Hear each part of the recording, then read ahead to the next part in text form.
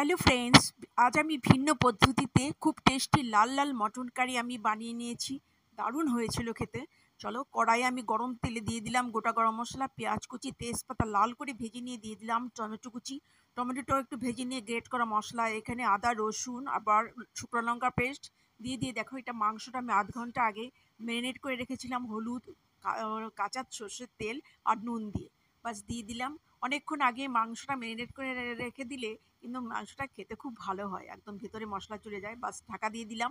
ঢাকা দিয়ে দিয়ে আমি বারবার ঢাকা দিয়ে দিয়ে আমি কষিয়ে নেব। তারপরে দিয়ে দিলাম জিরে, ধনের গুঁড়ো দিয়ে আরও খানিকক্ষণ আমি কষিয়ে আর বারবার ঢাকা দিয়ে আমি মাংসটা পুরো সেদ্ধ করে নেব। তারপর দেখো, গরম জল ফুটিয়ে রেখেছি, দিয়ে দিলাম। ঝোলটা দিয়ে আরও অনেকক্ষণ আমি ফুটিয়ে নেব। আমি সাধারণত কড়াইয়ে আমি মটনটা রান্না করি, একদম খেতেও কিন্তু দারুণ হয়। তারপর ঝোলটা ফুটে উঠেছে, আবারও নামানোর আগে আমি গরম মশলা পেস্ট দিয়ে ঢাকা দেবো, যাতে ওটার সুগন্ধটা মাংসের মধ্যে লেগে যায়। ব্যাস।